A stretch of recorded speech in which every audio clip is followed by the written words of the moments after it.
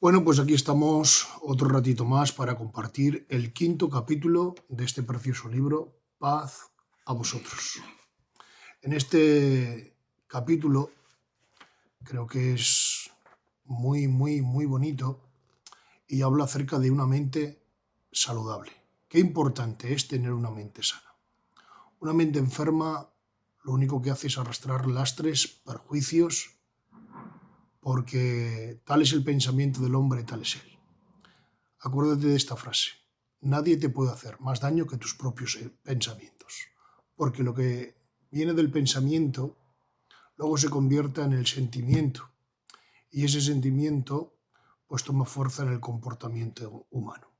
Así que vamos a comenzar este precioso capítulo que espero que sea por la fe de muchísima bendición. Si tienes en bien para potenciar estos vídeos, dale un me gusta y si quieres dejas un comentario de bendición.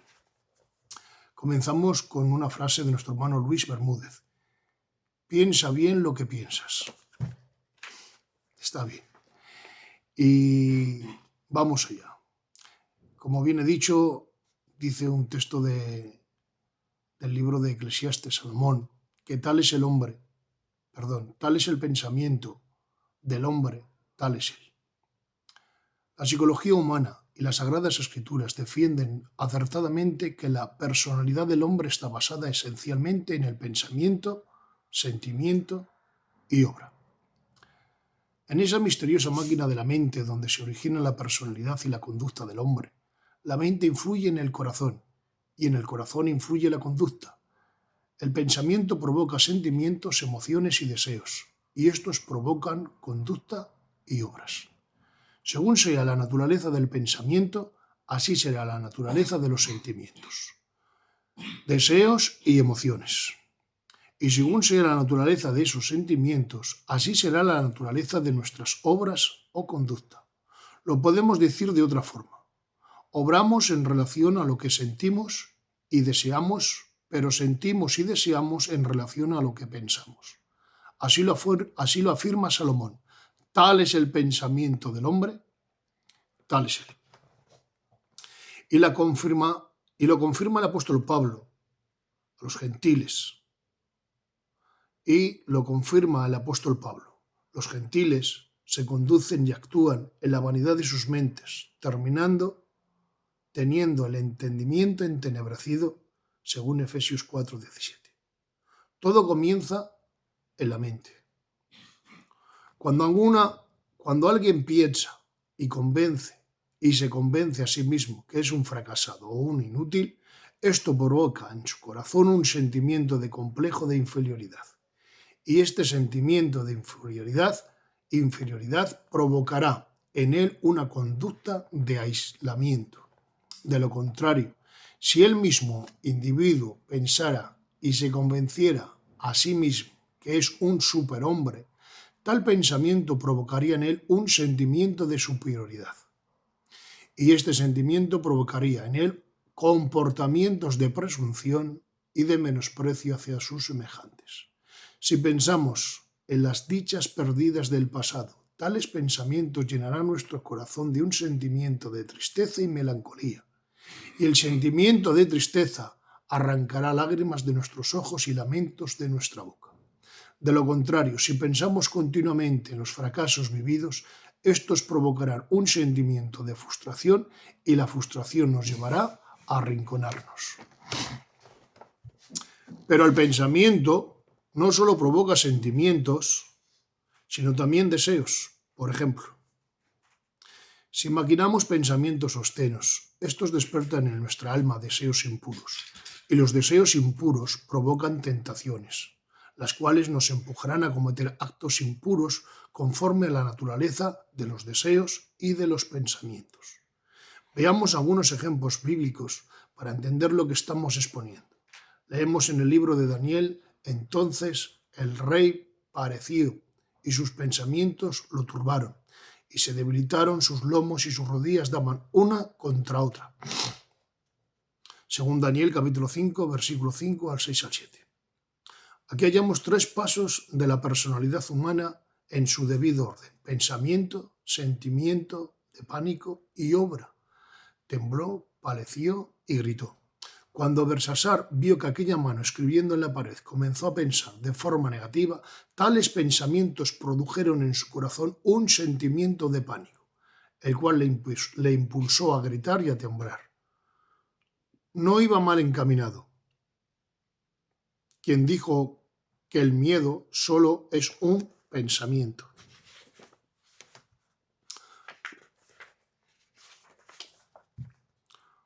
Otro ejemplo lo hallamos en la persona del apóstol Pedro, y pensando Pedro en esto, lloraba. Pedro había negado 3 ocasiones al Maestro, y a pesar de ello provocaba en él un sentimiento de culpabilidad, y tal sentimiento de culpabilidad provocaba un llanto. Un segundo. Bien, vamos allá, seguimos. Las lágrimas son la sangre de las heridas del alma, y tales heridas se abren cada vez que pensamos en las malas experiencias que las causaron. Voy a volver otra vez a repetir, ¿vale? Para una mejor comprensión. Las lágrimas son la sangre de las heridas del alma, y tales heridas se abren cada vez que pensamos en las malas experiencias que las causaron. Un rótulo. Cuando la cabeza está enferma, el corazón se duele. Dice Isaías capítulo 1, versículo 5. Toda cabeza está enferma y todo corazón doliente. Enfermedad y dolor. Estas son 2 palabras que escribió el profeta Isaías. Encontramos, como ya hemos dicho en un capítulo anterior, lo que llamamos efecto causa. El dolor es simplemente una consecuencia de una enfermedad o una fractura. La enfermedad es la causa. El dolor es el efecto. Con estas palabras el profeta Isaías deja bien claro que cuando la cabeza, la mente, está enferma, el corazón adolece. Por lo tanto, si son los pensamientos los que originan los sentimientos, las emociones y los deseos y la conducta, ya sabemos dónde debemos trabajar para experimentar un cambio en nuestra mente. Si en el 4º capítulo exponíamos que los pecados interiores son raíces de amargura y que la solución es el desprendimiento de tales pecados, así exponemos que una mente incontrolada y contaminada por las mentiras del diablo, de los hombres o por la autogestión es causa de serios desvaríos emocionales.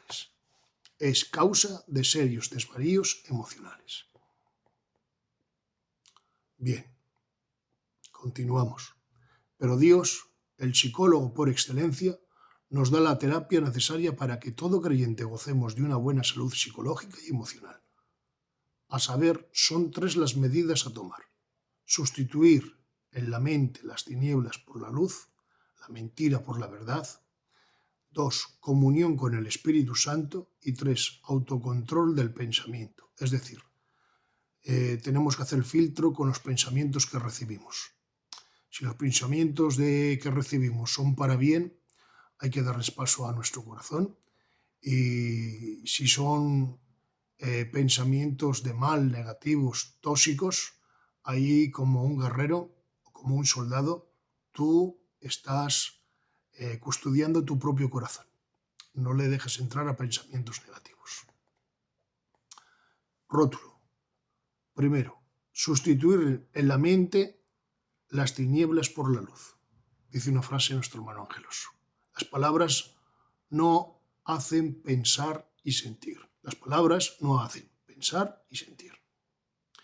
En determinada ocasión, un sabio maestro oriental se dirigía a una selecta audiencia dando valiosas lecciones sobre el poder de las palabras y el influjo que éstas ejercen en nuestra vida y en las de los demás.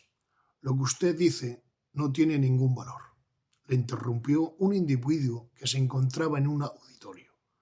El maestro, escuchando con mucha atención, y tan pronto terminó la frase, le gritó con fuerza: «¡Cállate y siéntate, idiota!».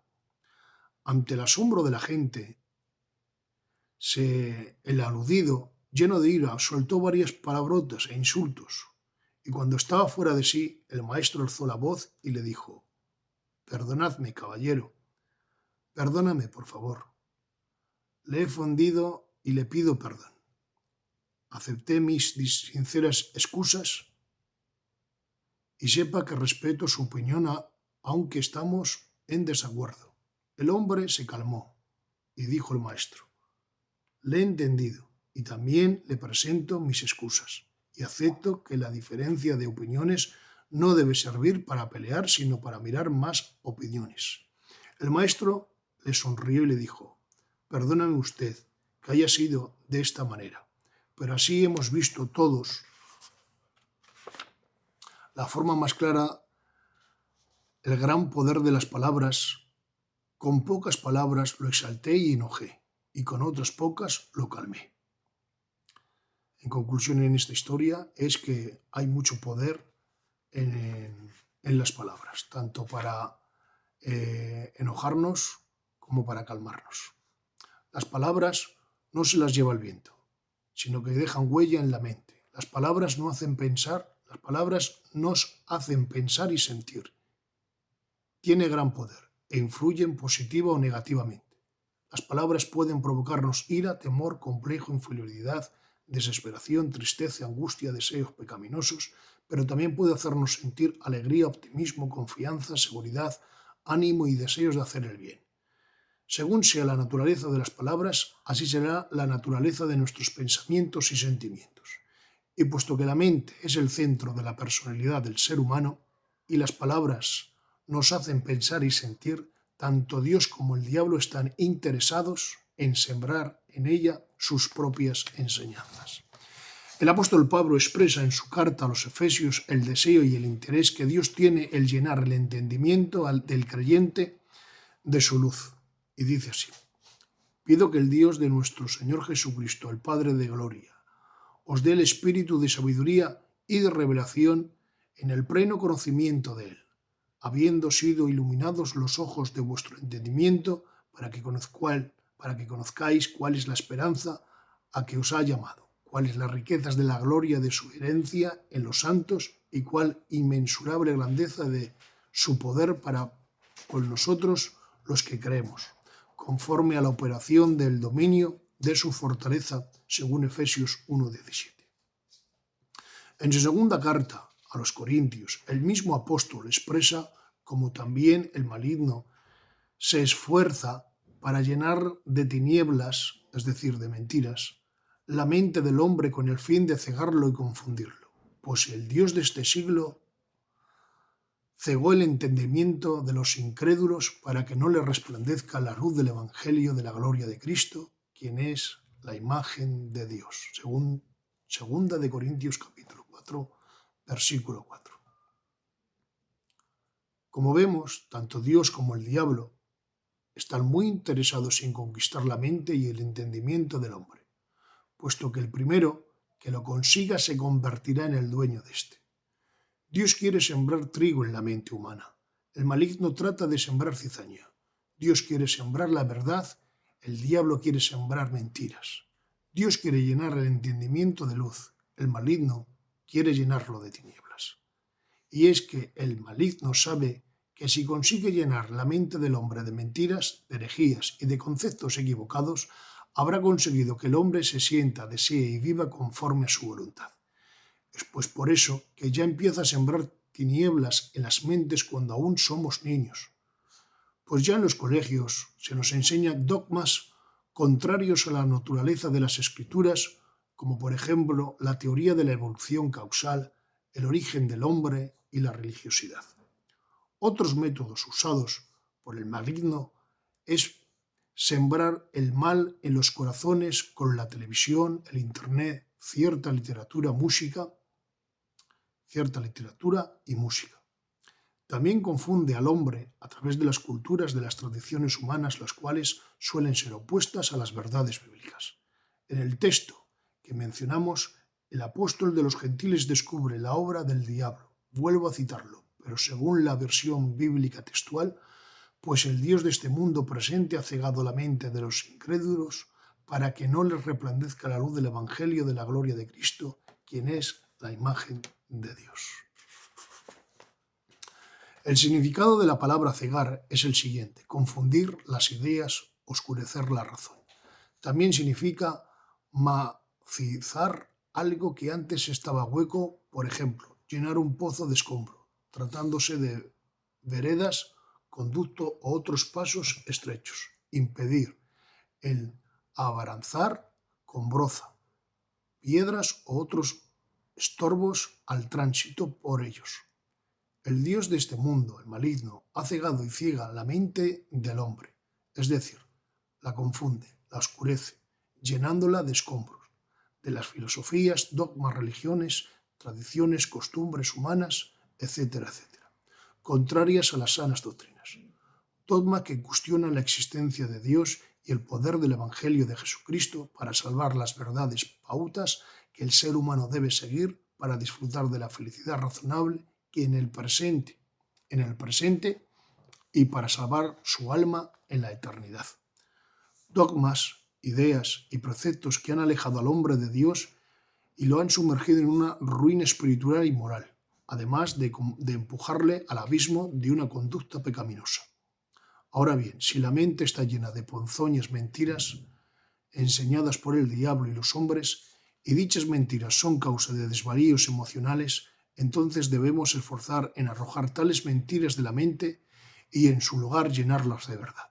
Jesús dijo: si el Hijo os libertare, seréis verdaderamente libres. Cuando el pecador se convierte a Cristo, es liberado del peso de la culpa, de la potestad del diablo, de la imposición de su concupiscencia y de la condenación eterna. Está escrito: hemos sido trasladados de la potestad de las tinieblas al reino de su amado Hijo. Dicha liberación es radical y es lograda por la sangre de Cristo y por la intervención del Espíritu Santo. Sin embargo, hemos de reconocer que aún existen cadenas internas, tanto en el corazón como en la mente del creyente, pero Jesús dijo: conoceréis la verdad y la verdad os hará libres. Con estas palabras, Jesús se estaba refiriendo a una liberación progresiva, una liberación que avanza a la medida que avanzamos en el conocimiento de la verdad. Debemos de sustituir las mentiras concebidas por las verdades bíblicas y creer en ellas. Sustituir la mentira: Dios no me puede perdonar, por la verdad. El que a mí viene yo no le echo fuera. Sustituir la mentira: estoy solo, por la verdad. Yo estoy contigo todos los días hasta el fin del mundo, dice Cristo. Sustituir la mentira: mi futuro es nefasto, por la verdad. Jehová es mi pastor y nada me faltará. Sustituir la mentira: soy inferior a los demás, por la verdad. Dios no hace acepción de personas. Todos somos iguales delante del Creador. Sustituir la mentira: la muerte es tragedia, por la verdad. El vivir es Cristo y el morir es ganancia. Sustituir la mentira: jamás veré a mis seres queridos que han fallecido, por la verdad. El que cree en mí, aunque esté muerto, vivirá. Sustituir la mentira: no puedo cambiar, por la verdad. Todo lo puedo en Cristo, porque Él me fortalece. Está escrito de la mano del apóstol Pedro.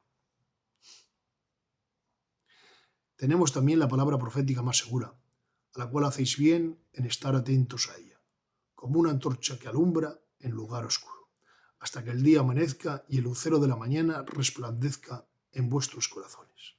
En estas palabras de Pedro hallamos 4 verdades útiles para nosotros. La primera: que si estudiamos las Escrituras, hacemos bien. La segunda: que debemos estar atentos a ella, o como expresa en otra versión, debemos presentarle profunda atención como una antorcha que alumbra el medio de la oscuridad. Imagínate una noche de invierno en total oscuridad, sin luna, sin estrellas. Entonces, repentinamente alguien enciende una antorcha y, sin lugar a dudas, todos llevaríamos instintivamente nuestras miradas hacia la luz. Así debemos prestar atención a las Escrituras como una antorcha que alumbra en medio de la oscuridad. hasta que el día amanezca. Debemos atender a las Escrituras hasta que Cristo venga y hasta que el lucero de la mañana resplandezca en nuestros corazones. El apóstol quiso decir que a medida que avanzamos en el conocimiento de las Escrituras, el corazón y la mente se irá despojando de las tinieblas para llenarse de la luz. Dice una frase nuestro hermano Ángelos: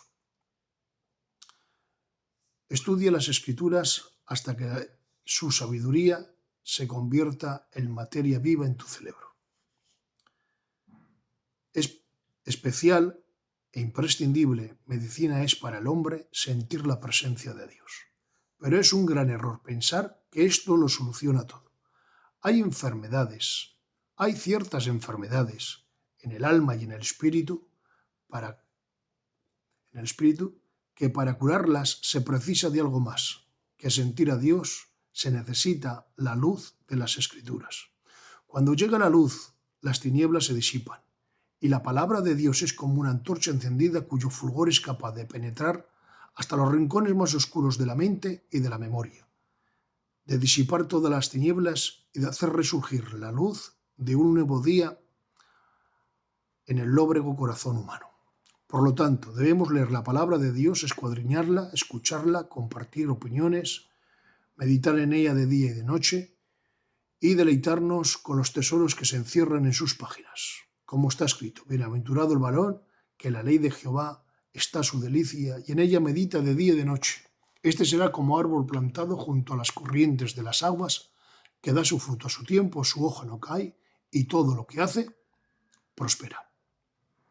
Salmo capítulo 1, versículo 1 al 3. Dice una frase nuestro hermano Ángelos: fúmatela, esnífatela, inyéctatela, haz lo que quieras, pero engánchate a las sagradas Escrituras. Dice un segundo apartado: comunión con el Espíritu Santo. El apóstol escribió en su carta a los filipenses lo siguiente: por nada estéis afanosos. La ansiedad es inquietud, sino que sean conocidas vuestras peticiones con toda oración y ruego, con acción de gracias, y la paz de Dios que sobrepasa todo entendimiento guardará vuestros corazones y vuestros pensamientos en Cristo Jesús. Según Filipenses capítulo 4, 6 a 7. La psicología trata de controlar la mente humana a través de la sugestión y la autogestión, pero Pablo afirma que es a través de la comunión con Dios. La persona que tiene una auténtica comunión con Dios vive lleno del Espíritu Santo.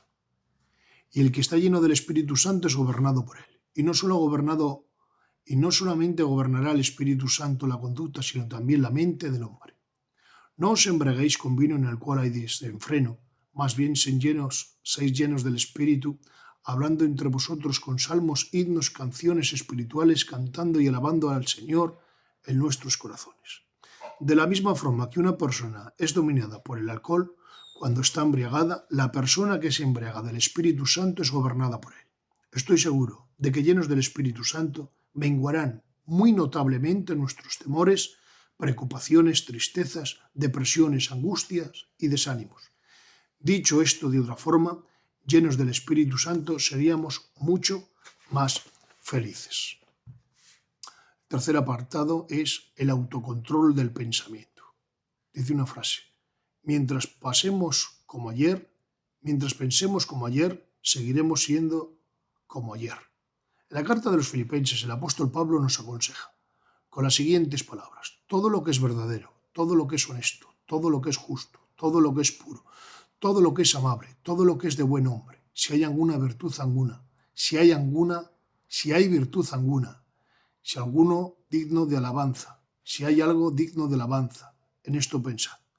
Lo que aprendisteis, recibisteis, oísteis y visteis en mí, esto haced, y el Dios de paz estará con vosotros. Filipenses 4:8. En estas palabras hallamos dos verdades importantes en el tema que venimos tratando: que los cristianos podemos elegir qué pensar. Autor desconocido, una frase: nadie puede pensar por ti. Los pensamientos no los provoca nadie ni nadie. A ver, los pensamientos no lo provoca nada ni nadie, sino el propio individuo, desde su propia mente y por su propia voluntad.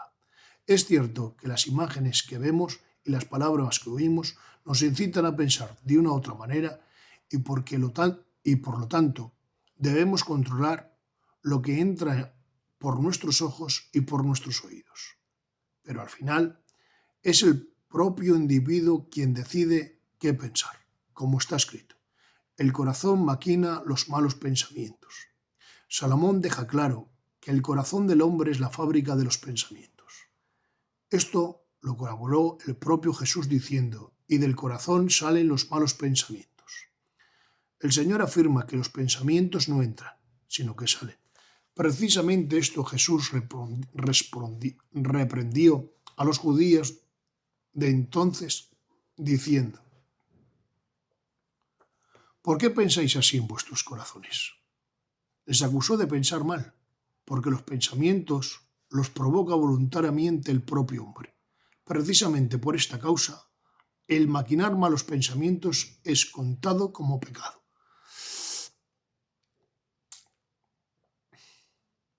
Ahora bien, existe la posibilidad de que haya personas no regeneradas que tengan poseídas sus mentes por demonios.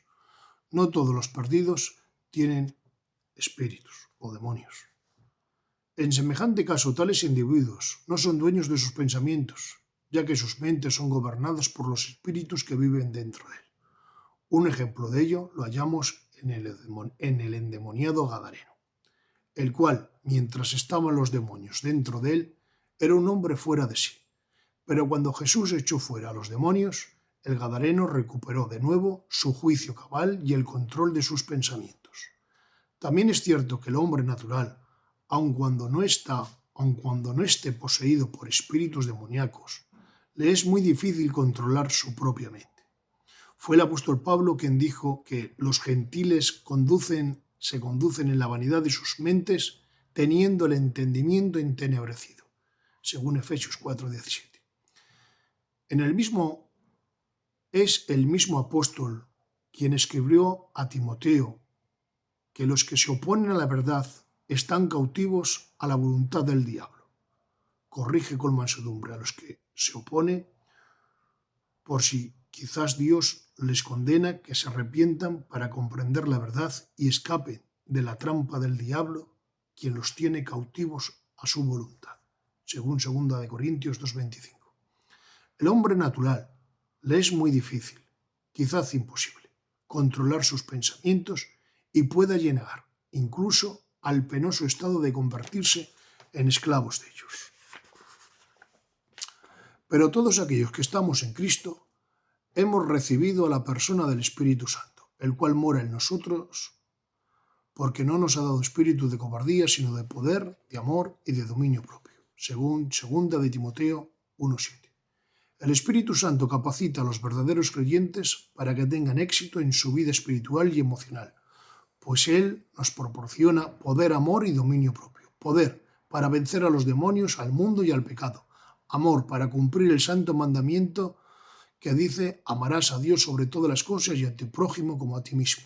Y dominio propio para poder dominar nuestra concupiscencia, emociones, pensamientos, es decir, para tener autocontrol de nuestro mundo interior. Por tanto, para el cristiano sí es posible tener el autocontrol en su propia mente. Por eso, el apóstol Pablo dijo: en esto pensad. En otras palabras, frase de nuestro hermano Ángelos, los cristianos podemos decidir qué pensar. Es posible que sin poder, voluntad o intención de nuestra propia mente salga espontáneamente un pensamiento no deseado. Es lo que la psicología llama pensamientos automáticos. Pero nosotros los cristianos, como ya hemos dicho, estamos capacitados por el Espíritu Santo que hemos recibido para cortar tales pensamientos. Podemos decir con seguridad que los hijos de Dios podemos controlar nuestros pensamientos y ser dueños de nuestra mente. Otro rótulo: pensar en lo puro procede de paz. Si podemos elegir en qué pensar, entonces debemos optar por pensar en aquello que es santo y positivo. Pablo nos da todo un abanico de cosas positivas en la que podemos pensar. En todo lo que es verdadero, todo lo que es honesto, todo lo que es justo, todo lo puro, todo lo amable, todo lo que es de buen hombre, si hay alguna virtud, si hay algo digno de alabanza, en esto pensad. Lo que aprendiste, recibiste, oísteis y vistes de mí, esto haced y el Dios de paz estará con vosotros. Cuando además de vivir una vida cristiana, llevamos nuestra mente a esas cosas dignas de alabanza, Pablo asegura que el Dios de paz estará con nosotros. Pasando Absalón con su mula por entre la espesura del bosque, su cabeza se enredó entre la rama de los árboles, quedando inmovilizado y suspendido entre el cielo y la tierra, mientras que la mula siguió de su camino. El general Joás, viéndole inmovilizado por el enredo de su cabeza, le lanzó 3 dardos al corazón que le dejaron medio muerto. Quien pasea su cabeza por los bosques de lo pésimo de su pasado, de sus malas experiencias, de sus pérdidas irrecuperables por sus fracasos, por lo impuro, por lo prohibido, etc., queda cual Absalón enredado y atrapado en las ramas de la depresión, de la nostalgia, de la tristeza y de los temores y de la ansiedad, mientras ve impotente como la mula de la vida se escapa ante sus ojos. Y es que la vida terrenal, al igual que la mula de Absalón, no espera por nadie. Con nosotros o sin nosotros, ella galopa a su propio ritmo. Por lo tanto, debemos tener mucho cuidado de hacia dónde llevamos el pensamiento, dónde metemos la cabeza, no sea que quedemos inmovilizados espiritual y emocionalmente y ya no podamos continuar con nuestra vida. A Absalón primero se le enredó la cabeza y a continuación su enemigo le lanzó 3 dardos al corazón. Todo empieza por la cabeza, la mente. Luego aparecen las heridas emocionales en el corazón. Isaías declara: tú, Dios, guardarás en completa paz aquel cuyo pensamiento en ti persevera. Y dice una frase, y con esto terminamos, de nuestro hermano Angeloso: deja de pensar en lo que te hace llorar y piensa en lo que te hace feliz. Y no hay mayor felicidad que estar conforme a la palabra del Señor. Así que te invito, después de cerrar este 5º capítulo, para tener una mente sana, debemos hacer, como bien dice la palabra del Señor en el libro de Romanos capítulo 12, versículo 2, renovando nuestra mente. ¿Con qué? Con la palabra del Señor. Que Dios os bendiga y espero haber sido de bendición. Si te ha hecho bien este capítulo, por favor, dale un me gusta y deja un comentario de bendición. Que Dios os bendiga.